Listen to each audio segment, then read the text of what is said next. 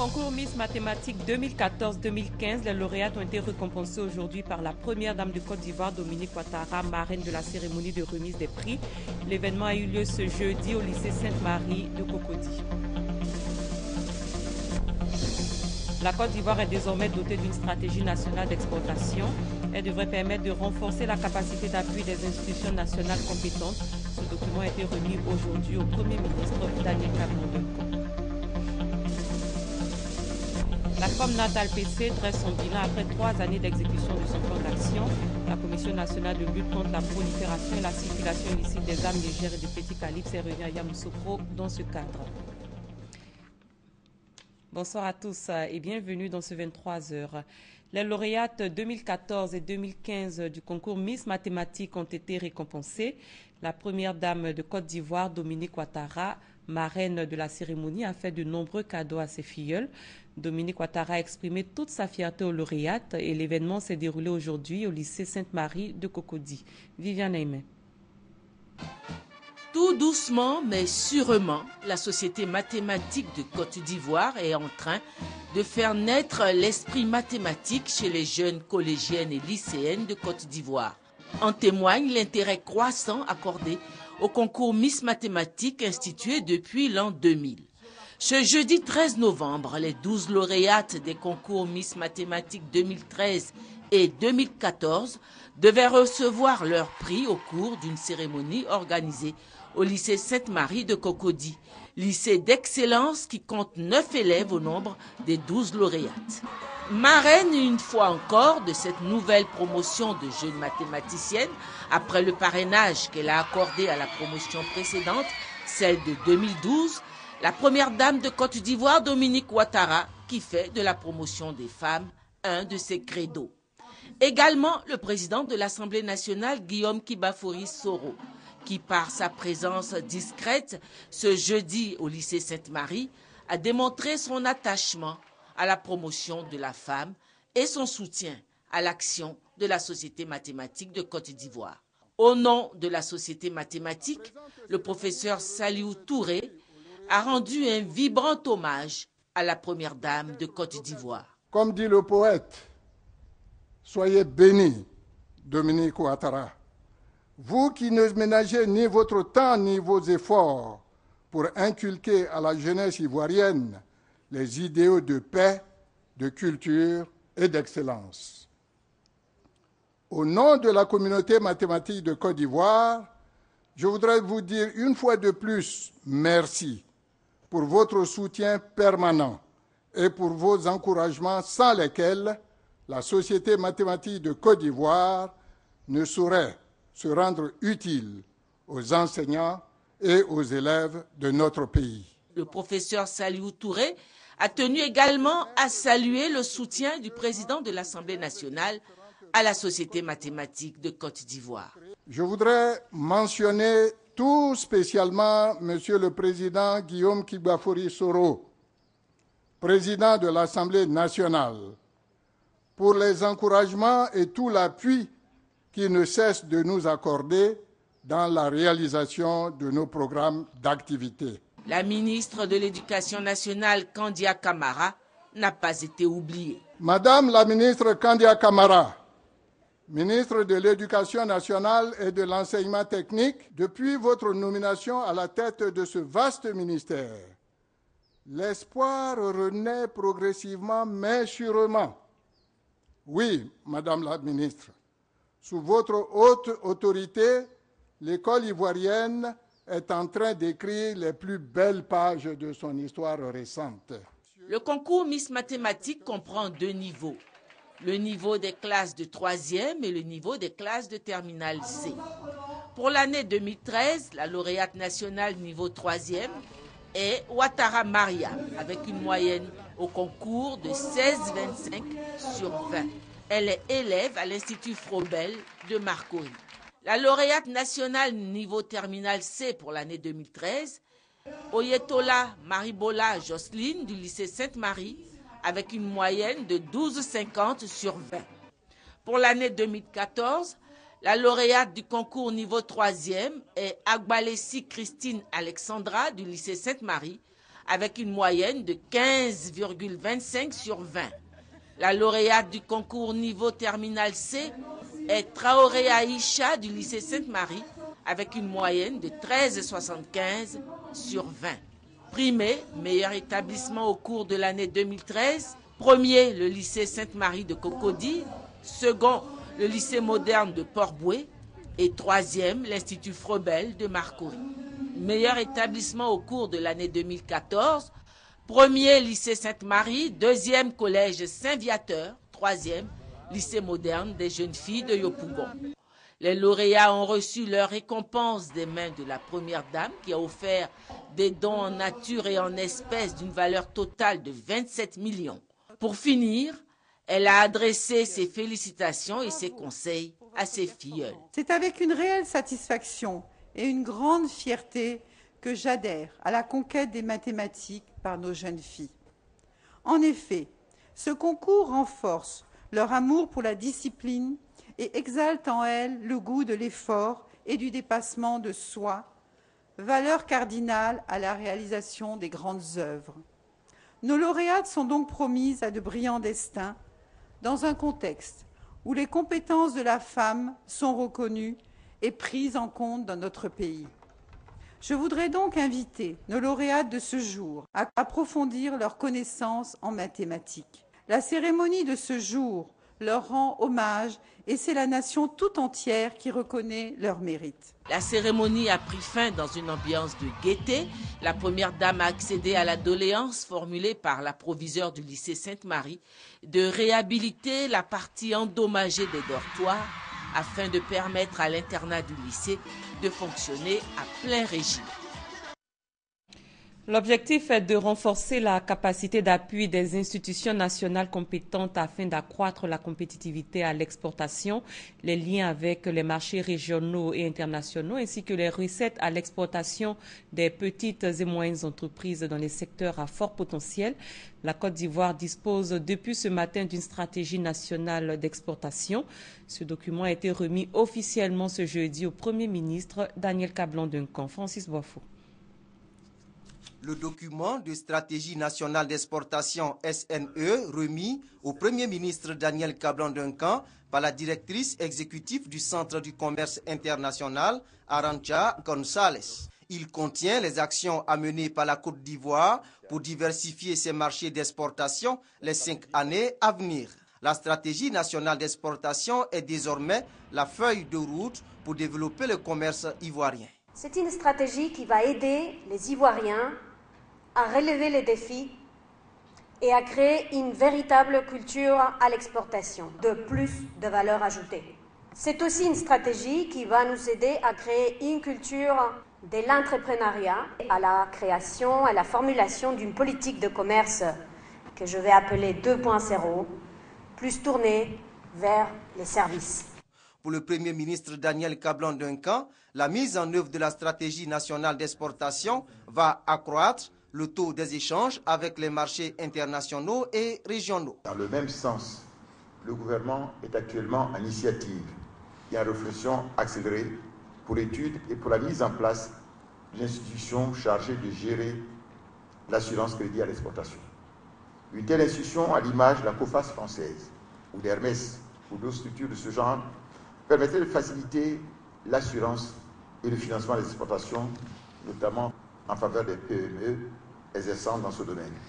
Objectif, permettre aux petites et moyennes entreprises ivoiriennes d'être compétitives sur les marchés et contribuer efficacement à la croissance et au développement de l'économie nationale.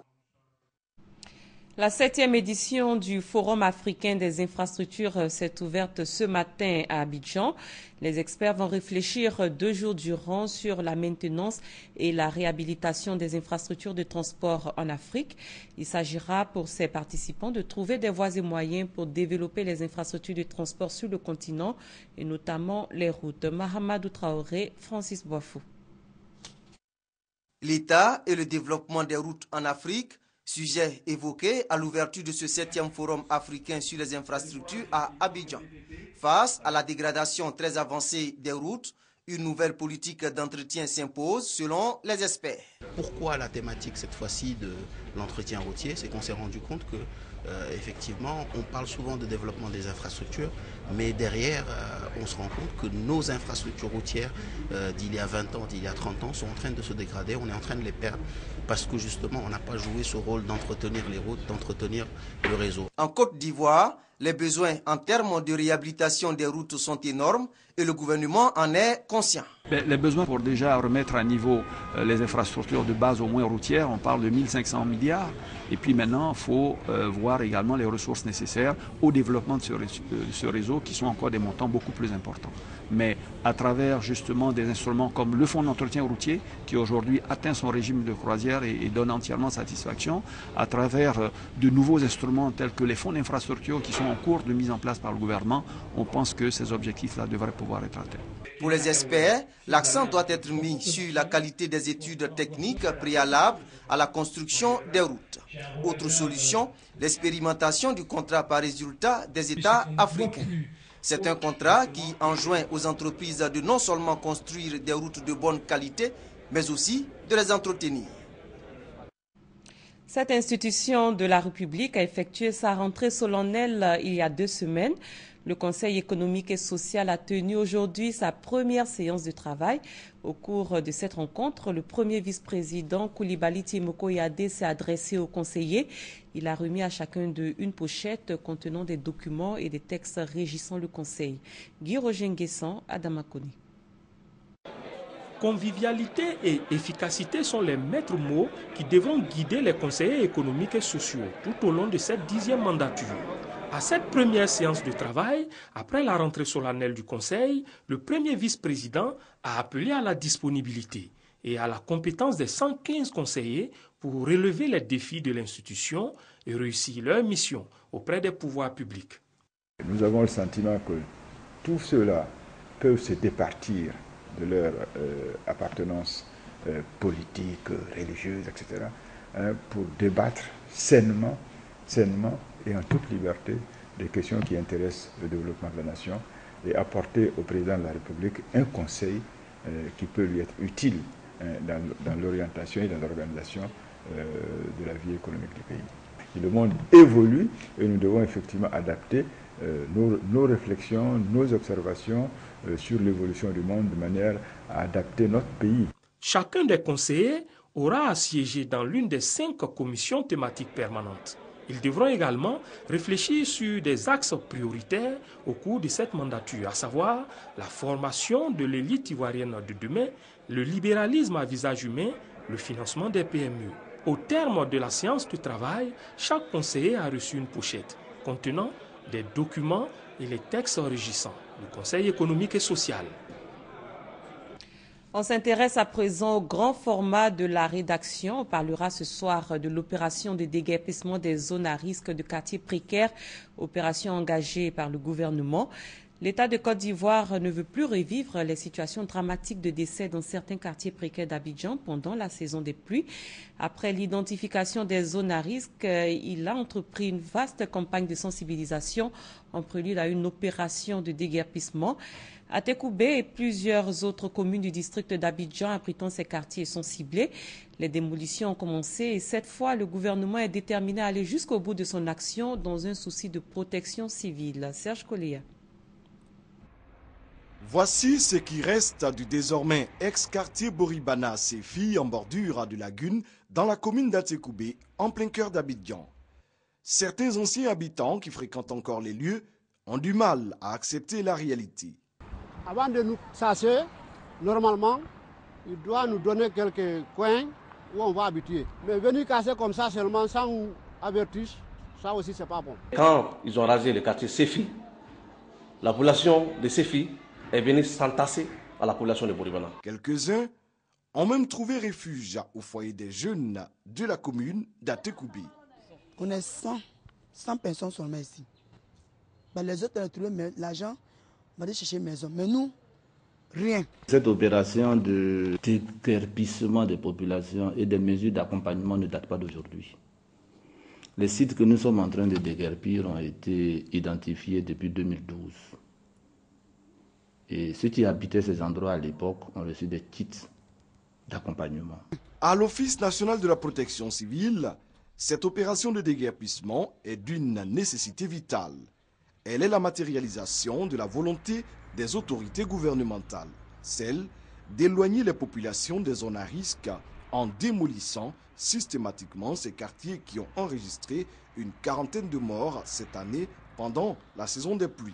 Au niveau du district d'Abidjan, 75 zones à risque ont été identifiées pour être déguerpies. Nous sommes pour l'instant à Tekoubé-Boribana.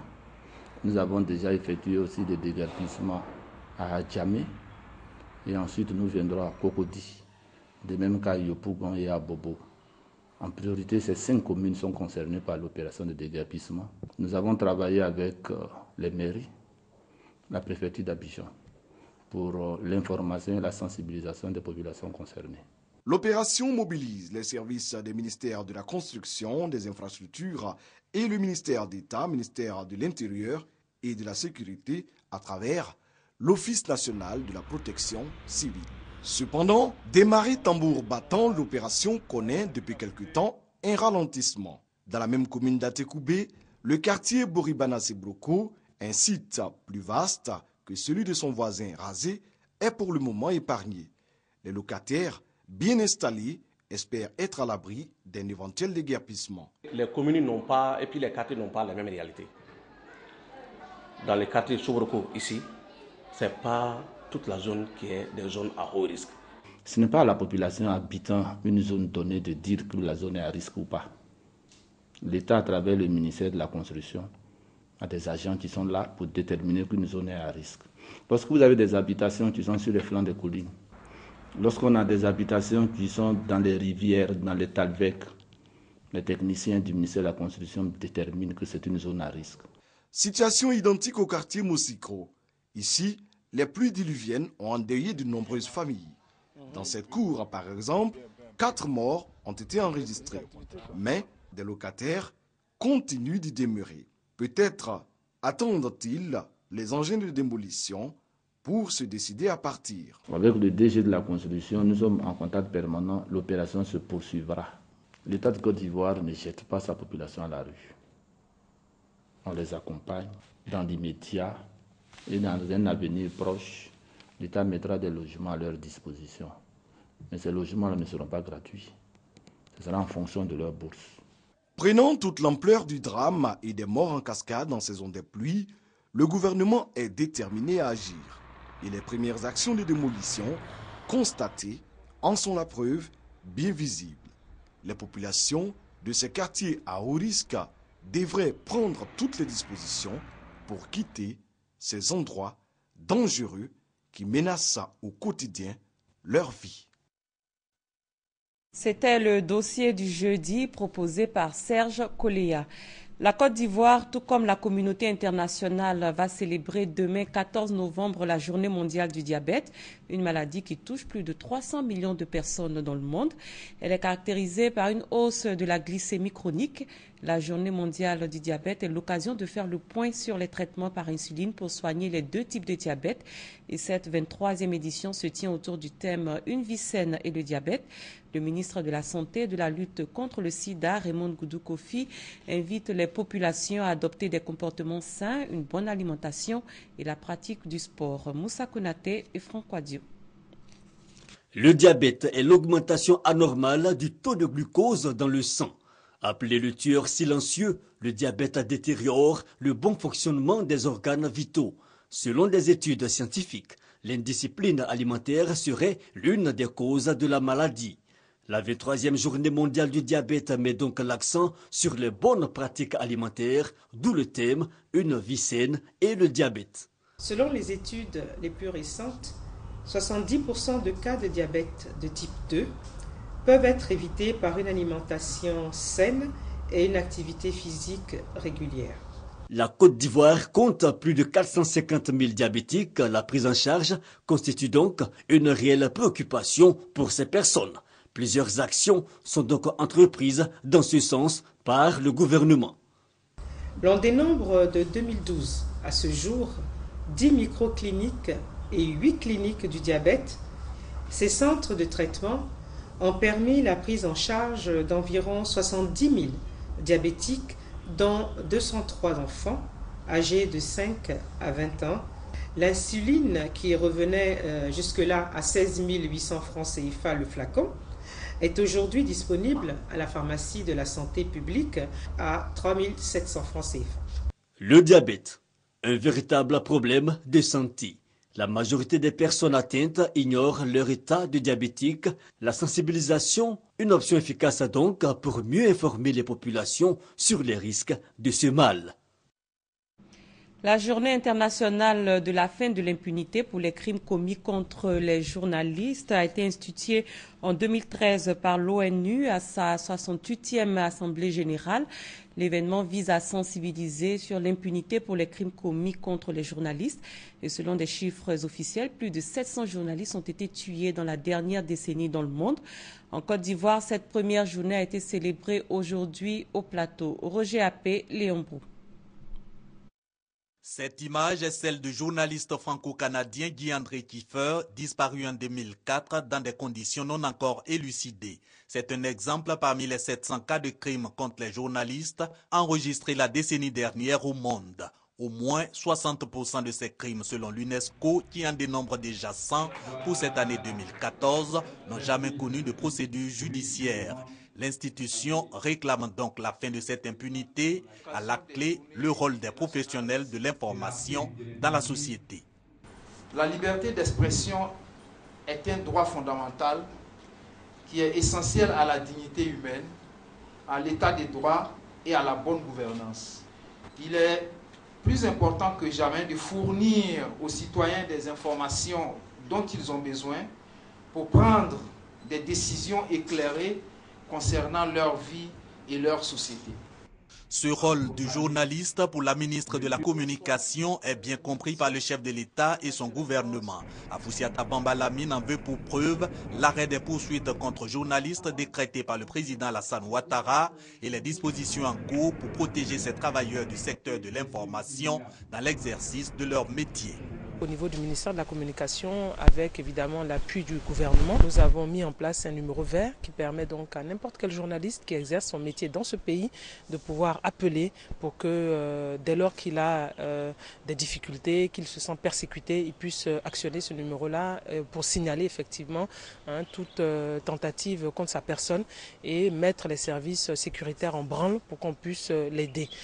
N'empêche, les journalistes et autres professionnels de la communication s'imposent le professionnalisme. Ils espèrent une société civile forte et un appareil judiciaire non corrompu, condition selon eux pour que cessent les atteintes contre journalistes et l'impunité de ces crimes. La Commission nationale de lutte contre la prolifération et la circulation illicite des armes légères et de petit calibre, COMNAT-ALPC, vient de dresser son bilan après 3 années d'exécution de son plan d'action. C'était à la faveur d'une rencontre tenue à Yamoussoukro. Le compte-rendu d'Alvorassa. La Commission nationale de lutte contre la prolifération et la circulation illicite des armes légères et de petit calibre fait le point de ses activités de 2012 à 2014. Les stratégies mises en place ont permis au niveau de la Côte d'Ivoire la réduction de la violence armée avec les armes légères, la sécurisation physique et la gestion des stocks d'armes et de munitions. Nous avons initié un ensemble d'actions en matière de réduction de la violence armée, donc de désarmement communautaire, ce qui nous a permis de collecter plus de 10 500 armes et plus de 382 000 munitions. Ces actions menées sont fort appréciées par les organismes et les pays qui ont décidé d'accompagner la Côte d'Ivoire dans sa lutte contre la prolifération et la circulation illicite des armes légères et de petit calibre. Le bilan est éloquent, je l'ai dit en termes de résultats immédiats, mais aussi sur les impacts que l'action de la COMNAT, que l'action de l'ADDR. Je suis fortement impressionné par les résultats achevés pendant les dernières années et je crois vraiment que le gouvernement de la Côte d'Ivoire prend au sérieux le problème de la distribution de petites armes. De 2012 à 2014, des efforts ont été faits par la COMNAT-ALPC. Les résultats sont positifs, mais beaucoup reste à faire selon Kwadjo Yao, président président de cette structure qui a plaidé pour que les bailleurs continuent de la soutenir et pourquoi pas augmenter leur aide. En attendant, pendant 3 jours à Yamoussoukro, les responsables de la Comnat ALPC et leurs partenaires vont réfléchir sur de nouvelles stratégies à mettre en place pour être encore plus efficaces. Et dans la page politique de cette édition, l'appel de Daoukro fait l'objet d'une campagne d'explication sur le terrain. Après le RDR et le PDCI, l'UDPCI s'est donné pour mission de faire retentir cet appel historique du président Henri Konan Bédié. Une déclaration a été faite à cet effet aujourd'hui au siège du parti. Adama Kamagate, Gabriel Zani. L'Union pour la démocratie et la paix en Côte d'Ivoire, UDPCI, à l'instar des autres partis du Rassemblement des oufouettistes, s'active pour la réélection du président Alassane Ouattara à l'élection présidentielle de 2015. Pour ce faire, des délégations ont été constituées ce jeudi 13 novembre 2014 pour effectuer des missions de sensibilisation et d'information. Ces délégations ont été constituées pour parcourir l'ensemble du territoire national afin de mobiliser les militants de l'UDPCI autour de la candidature du président Alassane Ouattara au sein du RDP à l'élection présidentielle de 2015. Selon Alphonse Messé, cette décision a été mûrie par le bureau politique du parti. Au cours de la rencontre, il a été également question du renouvellement des structures de base de l'UDPCI en vue de réussir la mission. Notre mission, c'est d'aller informer, mobiliser nos militants afin qu'ils puissent être nombreux. Et donc ces missions-là vont permettre à ceux qui n'ont pas pu se déplacer d'être encore plus informés et de pouvoir mieux travailler sur le terrain par rapport à la candidature unique de notre candidat Alassane Ouattara. Débuté ce jeudi 13 novembre 2014, la mission s'étendra jusqu'au 30 novembre prochain sur toute l'étendue du territoire national. La conseillère spéciale du président de la République chargée de la famille sensibilise elle aussi sur l'appel de Daoukro. Dans la ville de Yamoussoukro où elle était récemment, Jeanne Pémon a invité la population à adhérer à l'appel du président Henri Konan Bédié à soutenir la candidature unique du président Alassane Ouattara au sein du RHDP en 2015. Hassan Kane, Kader Sogodougou. La capitale de la région du Bélier, Yamoussoukro, a été une des étapes de la tournée de la conseillère spéciale du président de la République, Alassane Ouattara, chargée du genre Jeanne Pémon. Cela dans le cadre de l'appel de Daoukro. Dans son adresse, la conseillère spéciale du président de la République a, au nom du Rassemblement des Républicains RDR, invité les militants et sympathisants du Rassemblement des oufouettistes pour la démocratie et la paix, RHDP, à s'approprier cet appel pour la paix et le développement du pays. À l'intérieur du pays, qui d'entre vous va dire que la venue d'Alassane ne lui a pas donné de développement, ne lui a pas donné de développement dans son village? Partout, il y a eu des choses qui ont été faites. Au niveau des routes, au niveau de l'eau, au niveau de l'électricité. En tout cas, depuis qu'Alassane est là, je crois que notre vie est en train de changer. C'est dans la même logique. Quand le président Bédié a vu ce qu'Alassane est en train de faire dans ce pays, il a coupé court. Il dit Alassane Ouattara est le candidat unique du RHDP. Les militants ont affiché leur entière adhésion à l'appel de Daoukro. Cela par des motions de soutien à la candidature unique du président de la République, Alassane Ouattara, au nom du RHDP, à l'élection présidentielle de 2015. Né en 1927 à Boundiali, dans le nord de la Côte d'Ivoire, Amadou Kourouma est décédé le 1er décembre 2003 à Lyon, en France.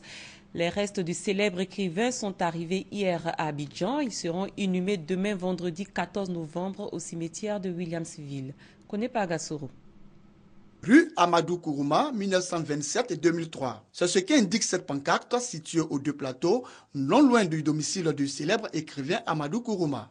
Désormais, cette rue porte le nom Amadou Kourouma, décédé à Lyon, en France, en 2003. Donner le nom de cette rue à Amadou Kourouma, qui y habitait, c'est rappeler son souvenir et de rendre à la postérité pour que les Ivoiriens se souviennent.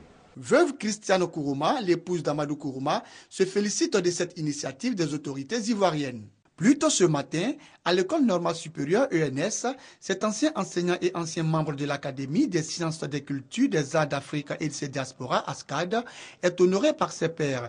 Une salle de classe lui est désormais dédiée. Consolons-nous, chers parents, chers amis et collègues d'Amadou Kourouma. Notre motif de consolation, c'est Amadou Kourouma lui-même qui nous le donne. Et je cite, « La mort engloutit l'homme, elle n'engloutit pas son nom et sa réputation. » Plus qu'un écrivain, Amadou Kourouma reste et demeure un éveilleur de conscience. Il dira d'ailleurs dans son roman « Les soleils des indépendances » à la page 10, et je cite, « Lorsqu'un Doumbia ou un Kourouma meurt, son homme retourne toujours sur sa terre natale. » Fin de citation. Décédé en terre française, Amadou Kourouma sera inhumé le vendredi sur sa terre natale, la Côte d'Ivoire. Du sport, football à présent, bref, et en images, alors qu'on ne sait pas encore dans quel pays se tiendra la CAN 2015, les éliminatoires de la compétition se poursuivent. Lors des 5e journées, la Côte d'Ivoire sera demain face à la Sierra Leone au stade Félix Houphouët-Boigny d'Abidjan. Battre la Sierra Leone pour la 2e fois sur cette pelouse, c'est le défi que tiennent à relever Hervé Renard et ses poulains.